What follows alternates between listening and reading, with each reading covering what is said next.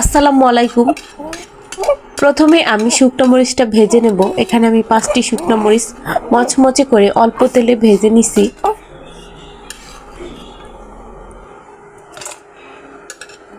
আর সাথে সাথে ওই পাত্রেই দিলাম মাঝখান থেকে ফালি করা এই টমেটো। তো এখন ঢেকে রাখবো।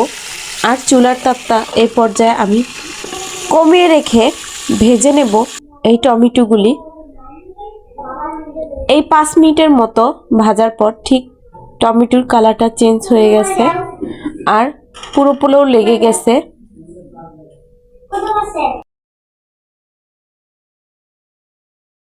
আর এখন এর মধ্যে দিব এই রসুন আর পেঁয়াজ। এখানে আমি কতগুলি পেঁয়াজের কলি পাপড়ি ছাড়িয়ে নিছি পেঁয়াজটাকে 4 ভাগ করে। আর কতগুলা রসুনের কোয়া নিলাম আর 1 চামচ লবণ নিলাম এর মধ্যে।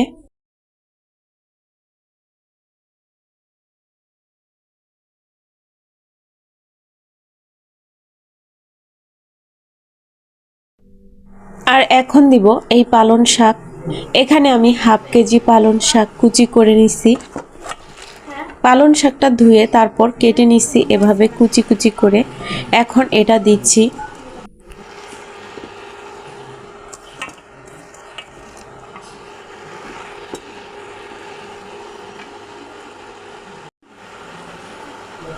এখন আমি ঢেকে রাখবো।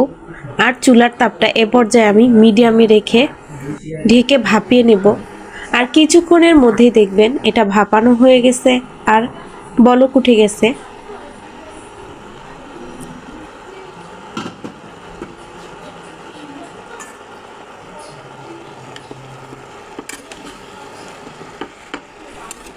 একসাথে নেড়েচেড়ে মিশিয়ে নিলাম। আর এখন চুলার তাপটা মিডিয়াম থেকে একটু বাড়িয়ে এর মধ্যে যে পানি পানি ভাবটা আছে সেটা শুকায় নেব।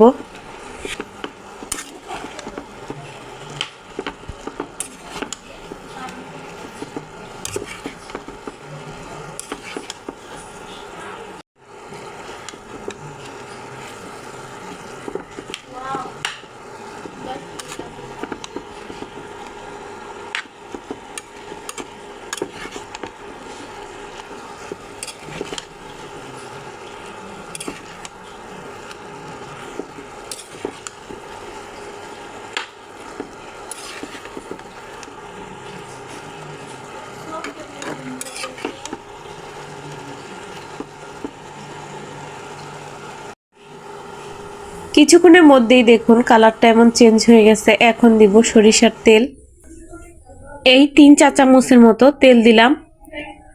আর এখন এই বড় গ্লাসটার তলাটা দিয়ে এভাবে একসাথে আমি সব একসঙ্গে থেতো করে নেব।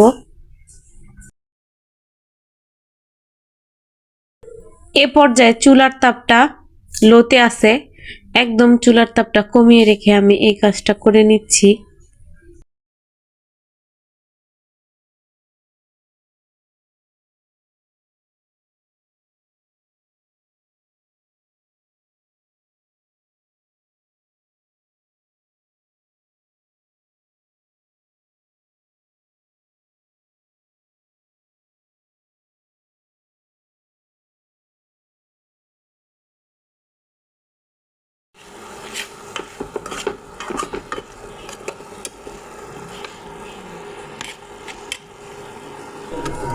এ পর্যায়ে আমি চুলার তাপটা মিডিয়াম রেখে দিলাম।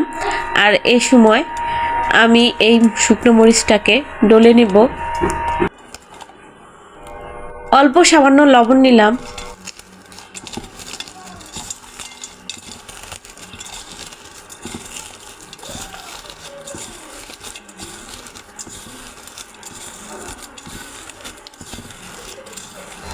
এর মধ্যে নিব এই পেঁয়াজ কুচি। একটা পেঁয়াজ কুচি করে নিছি।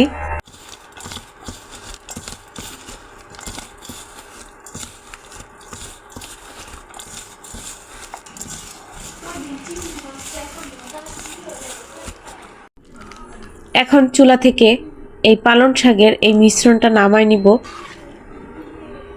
আর গরম গরমই এটা নামায় নেওয়া যায়। কিছুক্ষণ এভাবে খোলা রেখে আমি ঠান্ডা করে নিলাম আর এখন হাতে মেখে নেব। হাতে মেখে নিলে খুব টেস্টি হবে।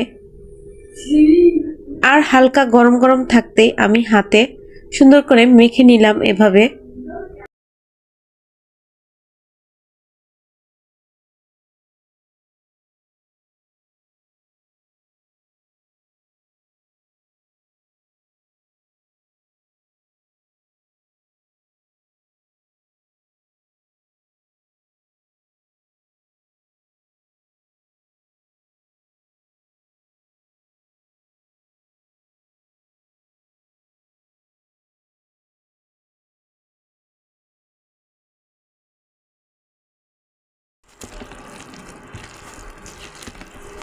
তো আমার এই রেসিপিটা বানানো কমপ্লিট। পালং শাকের এই রেসিপিটা এভাবে বানালে খুবই টেস্টি হয় আর গরম ভাতের সাথে খেতে খুবই টেস্টি। এভাবে পালং শাকটা বানিয়ে নিলে টমেটো দিয়ে আর বেশি করে পেঁয়াজ আর ঝালটা একটু বাড়িয়ে, যার মুখে রুচি নাই তারও রুচি ফিরে আসবে। ঠান্ডা কিংবা জ্বরে মুখের রুচি চলে গেলে এই রেসিপিটা যদি আপনি তার সামনে বানিয়ে দেন, প্লেট ভরে ভাত খেয়ে নেবে, এত টেস্টি হয় এভাবে বানালে। অবশ্যই একবার এভাবে ট্রাই করবেন আর কমেন্টের মাধ্যমে জানাবেন খেতে কেমন লাগলো।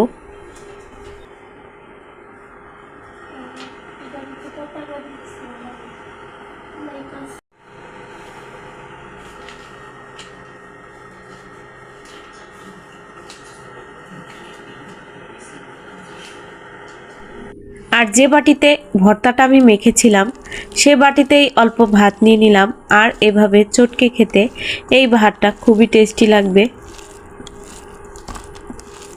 এই রেসিপিটা একবার না খেয়ে থাকলে অবশ্যই একদিন ট্রাই করবেন।